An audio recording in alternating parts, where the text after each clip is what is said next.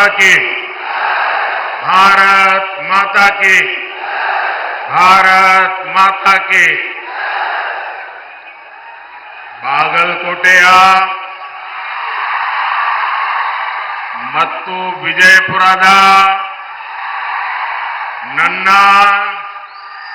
ಸೋದರ ಸೋದರಿಯರಿಗೆ नमस्कारಗಳು। मैं मां बनशंकरी को प्रणाम करता हूं। इस मन से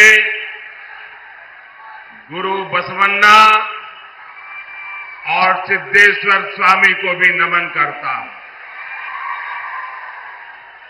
साथियों, आज सुबह ही हमें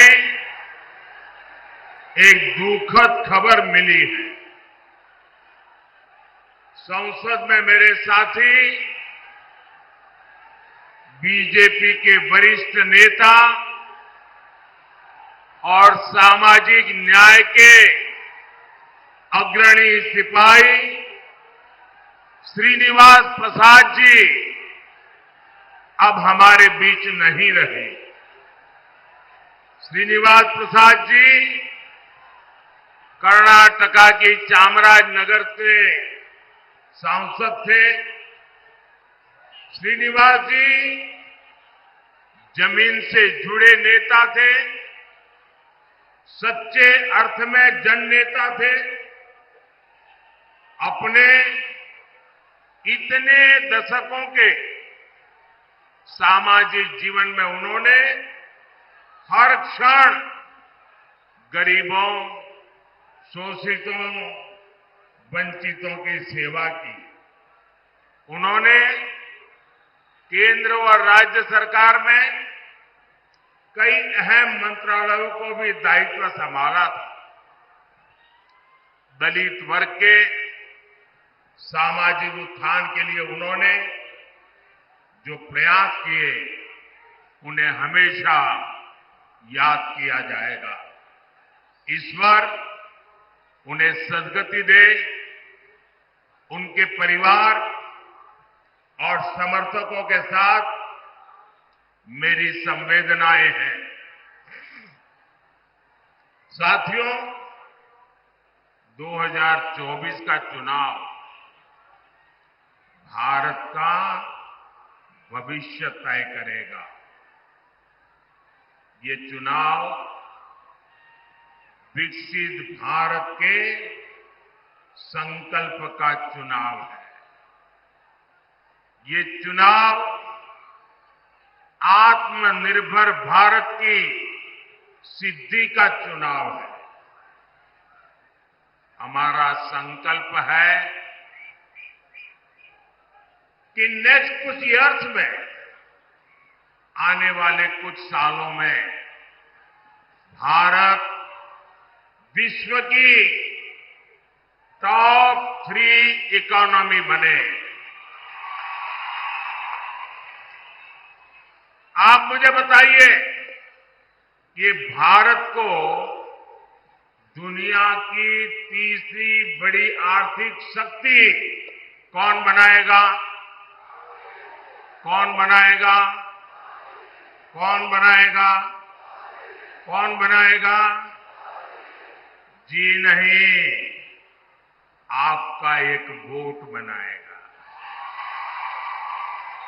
आपके वोट की ताकत है जो मोदी को मजबूती देगी और तब जाकर के देश दुनिया में टॉप 3 इकोनॉमी बन जाएगा। हमारा संकल्प है कि हम भारत को मैन्युफैक्चरिंग हब बनाएं। हम भारत को स्किल सेंटर बनाएंगे और ये संकल्प वैकेशन गुजारने वाले नहीं कर सकते पूरा। मौज मस्ती में जिंदगी गुजारने वाले ये काम पूरा नहीं कर सकते हैं। इसके लिए तो विजन चाहिए और विजन के लिए जिंदगी चाहिए खपाने के लिए। जब विजन के लिए जीवन खपाते हैं और जब एक लक्ष्य को लेकर, एक संकल्प को लेकर 24/7 दिन रात काम करते हैं, तब जाकर के संकल्प सिद्ध होते हैं। और इसलिए मोदी का विजन भी क्लियर है और मोदी का जीवन भी 24/7 फॉर 2047।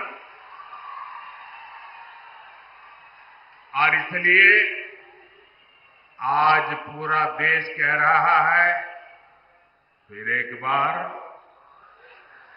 फिर एक बार, फिर एक बार, फिर एक बार, फिर एक बार। जरा एसपीजी वाले, ये बच्ची एक तस्वीर लेके आई है, कब से खड़ी रही है, उसकी तस्वीर ले लीजिए। बेटा please write down your name and address. मैं आपको चिट्ठी जरूर भेजूंगा। जरा उनसे एसपीजी के लोग फोटो ले लेना। आप हाथ नीचे करो बेटा, वो ले लेंगे। अब आप हाथ थक जाएगा आपका। हाँ,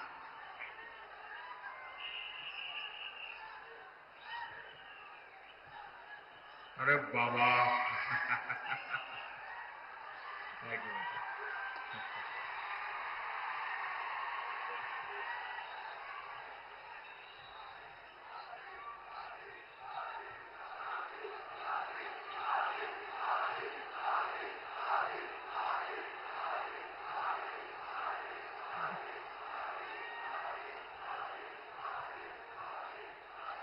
साथियों, जिस कांग्रेस का एकमात्र काम सरकार में रहते हुए देश को लूटना है, उसे क्या आप इतने बड़े देश की जिम्मेवारी दे सकते हैं? मेरा सवाल अगर आप समझ सके तो जवाब देना। जवाब देंगे? जवाब देंगे? आप मुझे बताइए, जिस कांग्रेस का इतिहास देश को लूटने का रहा है, क्या ऐसी कांग्रेस के हाथ में अब हम इतना बड़ा देश दे सकते हैं क्या? कांग्रेस के हाथ में देश दे सकते हैं क्या? कांग्रेस ने 60 साल के अपने शासन में जो उनकी पहचान बनी है, वो उनके पापों के कारण बनी है। भाइयों और बहनों, कांग्रेस पार्टी ने यहां कर्नाटका को भी अपनी लूट का एटीएम बना दिया है। इतने कम समय में ही इन लोगों ने कर्नाटका का सरकारी खजाना खाली कर दिया। हालत ये हो गई है कि विधायकों को विकास के लिए मिलने वाली विधायक निधि का पैसा तक समय से नहीं मिल पा रहा है। और यहां के सरकारी कर्मचारी, मैं आपको अंदर की बात बताता हूं, क्योंकि भारत सरकार के पास इनकी अंदरूनी जानकारियां होती है और मैं आपको चेतावनी चौंकाना चाहता हूं। वो दिन दूर नहीं है जब कर्नाटका सरकार यहां के सरकारी मुलाजिमों को पेमेंट तक नहीं दे पाएगी, पेमेंट तक नहीं दे पाएगी। आपके बच्चे भूखे मर जाए ऐसी स्थिति ये लोग पैदा करके रखेंगे। जनहित की ऐसी कोई योजना नहीं जो कांग्रेस के भ्रष्टाचार का शिकार न हुई। और इसलिए तो देश के सभी अनुभवी लोग कहते हैं, इतिहास भी कहता है, कांग्रेस आई तबाही लाई, कांग्रेस आई तबाही लाई। साथियों, कर्नाटका में कांग्रेस सरकार नहीं चला रही है। कांग्रेस पार्टी यहां वसूली गैंग चला रहा है, वसूली गैंग चला रहा है। पूरी सरकार इसी प्लानिंग में लगी हुई है कि कहां से वसूली हो, खजाने में पैसा आए और उसको लूटकर अपनी तिजोरी भरें। हमारा कर्नाटका और बेंगलुरु, जिसे दुनिया में टेक हब पर जाना जाता है, टेक हब के रूप में पूरे विश्व में हमारे कर्नाटका ने देश का नाम ऊंचा किया। आज कांग्रेस सरकार ने ये टेक हब को टैंकर हब बना दिया, टैंकर हब बना दिया। पानी के लिए टैंकर माफिया लोग मनमानी वसूली कर रहे हैं और इसका भी कमीशन कांग्रेस के लोगों तक पहुंच रहा है।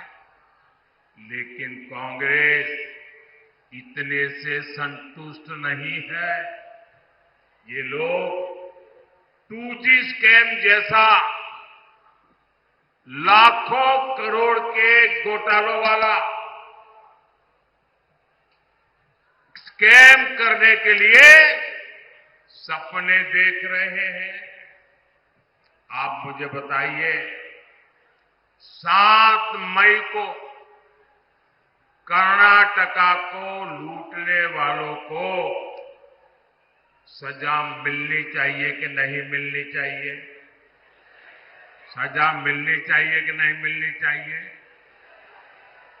कांग्रेस के भ्रष्टाचार का हिसाब करना चाहिए कि नहीं करना चाहिए? चुन चुन करके कांग्रेस को साफ करना चाहिए कि नहीं करना चाहिए? करेंगे? पूरे कर्नाटका में कर देंगे, हमारे बागलकोट में भी कर देंगे, पूरे इस क्षेत्र में कर देंगे। साथियों, मोदी जनता के बीच अपना रिपोर्ट कार्ड को लेकर आता है। हमने कर्नाटका और उस क्षेत्र के लिए इतना काम किया, ये भी आपके सामने है। हमारी सरकार कर्नाटका में कई एयरपोर्ट बना रही है। इनमें से एक बीजापुर में भी तैयार हो रहा है। बागलकोट रेलवे स्टेशन को अमृत स्टेशन के रूप में डेवलप किया जा रहा है। बागलकोट से गुजर रहे नेशनल हाईवे को चौड़ा किया जा रहा है। इससे बादामी, पट्टदकल और आइहोले जैसे ऐतिहासिक जगहों पर पर्यटन को बढ़ावा मिलेगा।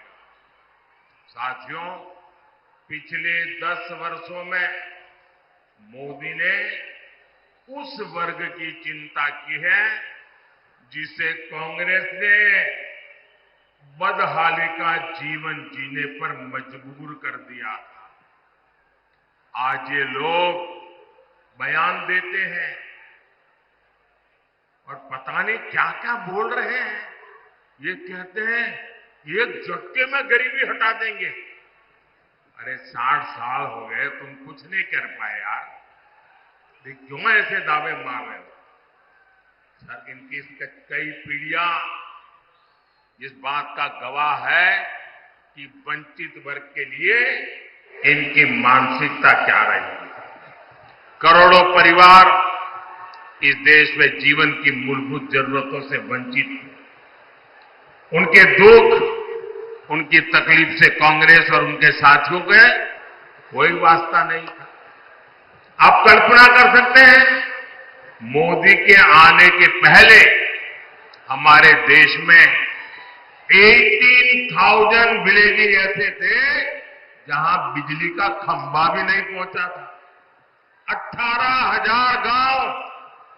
आप सोचिए, 21वीं सदी में 18,000 विलेज, करोड़ों लोग अंधेरे में जिंदगी गुजारते थे। रात होते ही गांव में सन्नाटा पसर जाता था, जानवरों का खतरा रहता था। कितनी पीढ़ियों तक बच्चों को पढ़ाई के लिए रोशनी तक नहीं मिली। लेकिन जब मोदी को आपने अवसर दिया तो गांव तक बिजली पहुंचाने का समय सीमा में संकल्प लिया, पूरा कर दिया। और उस समय ये लोग मजाक बनाते थे कि पहाड़, रेगिस्तान, जंगल हर जगह से गुजरकर गांव-गांव बिजली पहुंच कैसे सकती है। लेकिन आज देश का ऐसा कोई गांव नहीं जहां बिजली न पहुंचे। इसी तरह हमने पानी की समस्या के समाधान के लिए जल जीवन मिशन शुरू किया। जल जीवन मिशन की शुरुआत से पहले देश में केवल 16% घरों में, 16% घरों में नल से जल का कनेक्शन था। 16%। आजादी के इतने सालों के बाद भी सिर्फ 16%। मोदी ने 5 इयर्स में 75% से ज्यादा घरों तक पानी पहुंचा दिया। 70 ईयर केवल 3 करोड़ कनेक्शन और 5 ईयर में 11 करोड़ कनेक्शन। ये काम मोदी करता है। क्या ये काम मोदी के आने पहले हो नहीं सकता था क्या? वही सरकार, वही नियम, वही फाइलें, वही दफ्तर, आप नहीं कर सकते थे, मोदी ने करके दिखाया। और इसलिए भाइयों बहनों, आपको तय करना है कि देश कैसे लोगों के हाथ में देना है। भाइयों बहनों, काम हो सकता था जब कांग्रेस को गरीब की, वंचित की रत्ती पर थोड़ी सी भी चिंता होती। लेकिन कांग्रेस को कभी गरीब की, वंचित की, दलित की, पिछड़ों की उनको परवाह ही नहीं थी। साथियों, कांग्रेस का यही रवैया हमारे बॉर्डर विलेजेस के लेकर रहा। सीमावर्ती गांवों को कांग्रेस सरकारें जानबूझकर विकास से वंचित रखती थी, वैसे अपनी रणनीति का हिस्सा बताते थे। यानी करोड़ों लोगों को कांग्रेस ने अपनी राजनीति के तहत बदहाली का जीवन जीने के लिए मजबूर कर रखा था। मोदी ने ये विकास विरोधी सोच बदली। हमने सीमा पर बसे गांवों को आखिरी नहीं, देश का पहला गांव कहना और उसको उस प्रकार से ट्रीट करने का निर्णय किया। आज विकास देश के हर पहले गांव तक पहुंच रहा है। भाइयों बहनों, कांग्रेस की विकास विरोधी मानसिकता का बड़ा बोझ हमारे एससी, एसटी समाज भी को उठाना पड़ा। एससी, एसटी समाज के लोग विकास से सबसे दूर थे। हमने आज पीएम आवास योजना के तहत 4 करोड़ लोगों को पक्के मकान दिए। 55 करोड़ गरीबों के पहली बार बैंक में खाते खुल गए। उज्ज्वला योजना के तहत करोड़ों माताओं बहनों को मुफ्त गैस सिलेंडर मिले, उन्हें धुएं से आजादी मिली। इनमें से सबसे बड़ी संख्या एससी, एसटी, ओबीसी समाज के लोगों की है। आज शिक्षा से लेकर रोजगार तक सरकार की योजना का बहुत बड़ा लाभ इस वर्ग को मिल रहा है। साथियों, बीजेपी कर्नाटका के विकास में अपनी पूरी ऊर्जा लगाती है, लेकिन कांग्रेस हमारी योजनाओं को रोकने में पूरी ताकत लगाती है। हमने बागलकोट की इलकल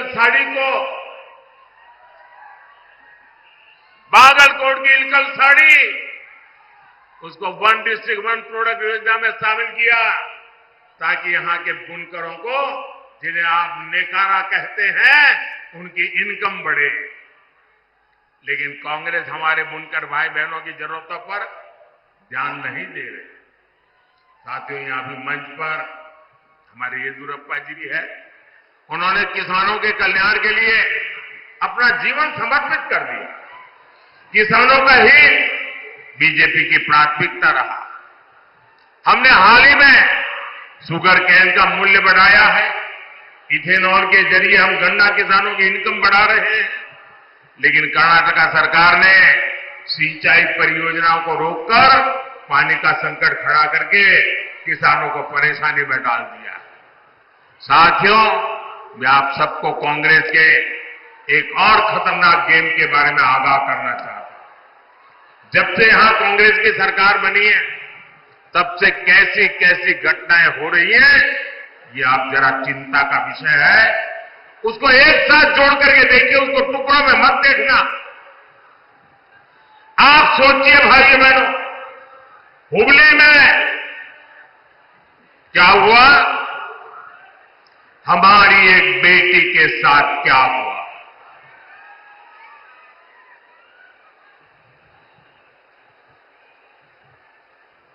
जहां शिक्षा का दाम है,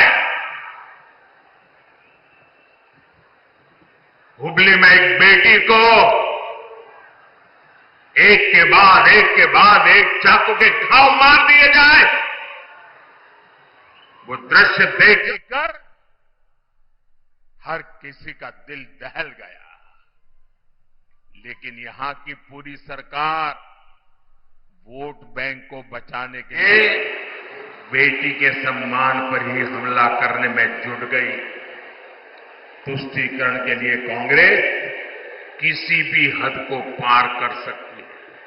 साथियों, कर्नाटका में कट्टरपंथी ताकतें बेलगाम हुई है। कोई दुकानदार अपनी दुकान के भीतर हनुमान चालीसा सुनता है तो उस पर हमला हो जाता है। राजधानी बेंगलुरु तक में दिन दहाड़े आतंकी हमला होता है, बम फूटता है, और सरकार पहले क्या बोलती है, कहती है गैस का सिलेंडर फटा है। ये गैस का सिलेंडर फटा है कि तुम्हारा दिमाग फटा है। बाद में कहते हैं ये बिजनेस राइवलरी थी। भाइयों बहनों, ये नॉर्मल क्राइम की घटनाएं नहीं है।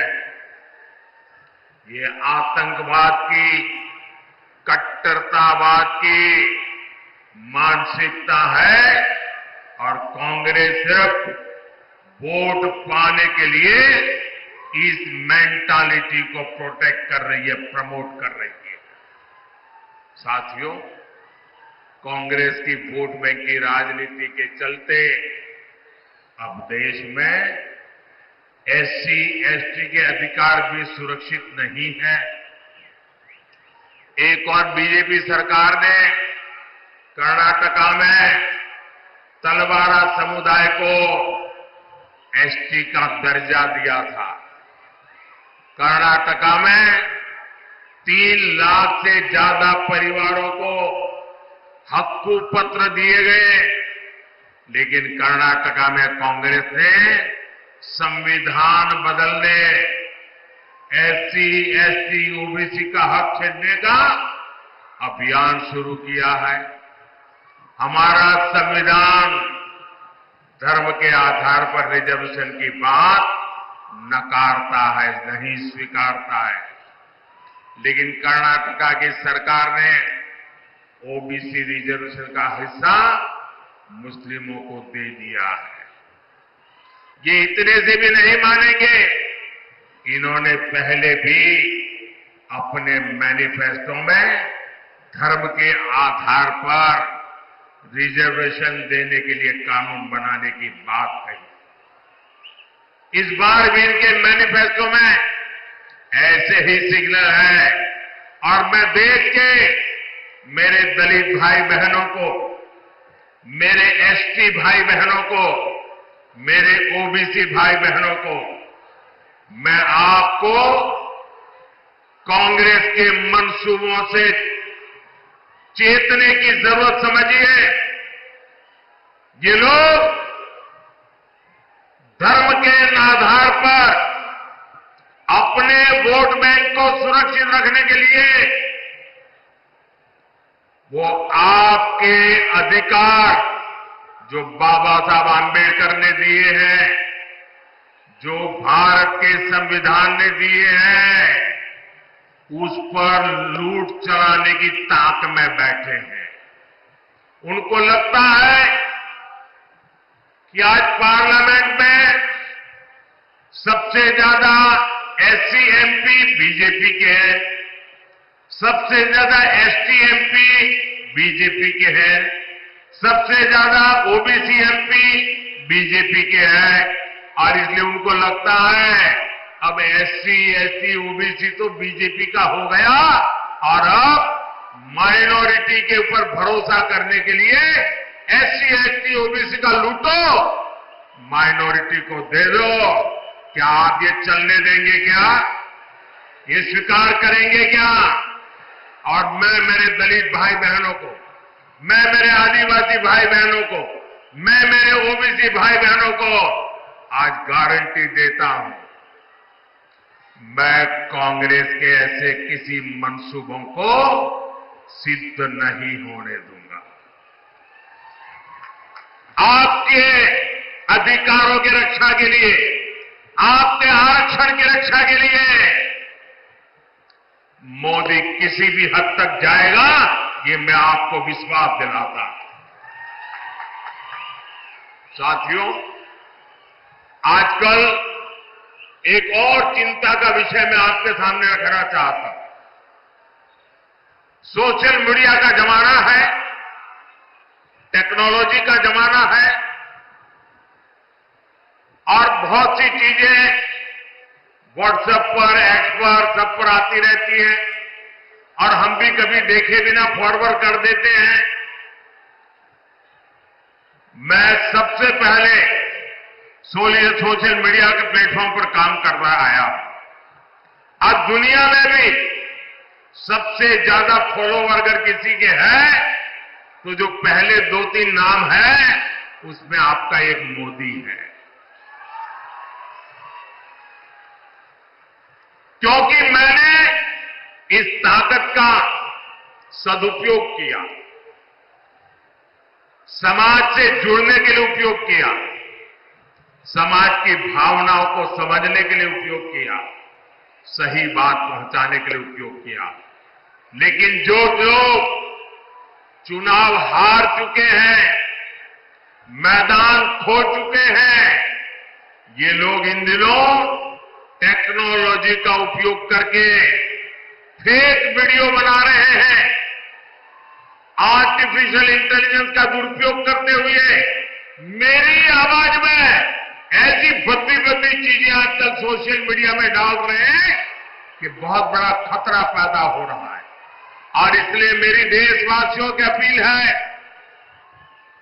कि कोई भी फेक वीडियो आपको नजर आए, आप पुलिस को जानकारी दो, हमारी पार्टी को जानकारी दो, कानूनी लोगों पर कार्रवाई होगी और उनको सबक सिखाया जाएगा। ये देश का कानून किसी के साथ भी प्रकार के खेल खेलने की इजाजत नहीं देता है। मध्य प्रदेश में चुनाव था, अमिताभ बच्चन की आवाज में उन्होंने ऐसी खबरें चलाई आखिरकार अमिताभ बच्चन को एक FIR करना पड़ा, वो लोग सारे पकड़े गए।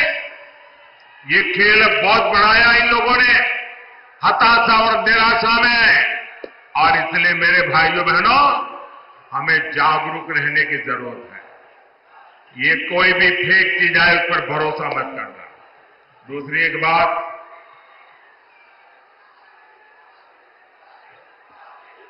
देखिए ये मोदी जो है ना, सीना तान करके आंख में आग मिला करके लड़ाई लड़ता है, पीठ के पीछे वार नहीं करता है। आपको याद होगा कि हमारे देश में अचानक एक बार बागलकोट की चर्चा शुरू हो गई थी, आपको याद होगा। जब मैंने बालाकोट में एयर स्ट्राइक किया तो बहुत लोगों को समझ नहीं आया बालाकोट है कहां, तो बागलकोट को ही बालाकोट बांध करके यहां बम गिरे चलाया, आधा पौना घंटा ऐसे ही चला। भाइयों बहनों, मैंने बालाकोट पर एयर स्ट्राइक किया, चोरी छुपे के नहीं किया, एयर स्ट्राइक कर करके प्रेस कॉन्फ्रेंस करके बताया कि आज हमने ऐसा ऐसा किया है और दुश्मन का इतना इतना नुकसान किया है। इतना ही नहीं, जब हमने एयर स्ट्राइक किया तो मैंने प्रेस को बुला के रखा था और फौज के लोगों को कहा था कि 11 बजे प्रेस को बताना है, लेकिन मैंने कहा कि उसके पहले मैं पाकिस्तान को टेलीफोन करके सूचना दूंगा कि आज हमने रात को एयर स्ट्राइक की है, तुम्हारे इतने लोगों को मारा, इतनी तबाही की है, उसको बता दूंगा, छुपाऊंगा नहीं। लेकिन पाकिस्तान वाले टेलीफोन पर ही नहीं आते थे, तो मैंने कहा इंतजार करो, हमारे फौज का लोग इंतजार करते थे। करीब 12 बजे बात हुई, उसके बाद मैंने दुनिया को बताया कि मैंने रात को एयर स्ट्राइक किया है और पाकिस्तान के छक्के छुड़वा दिए हैं।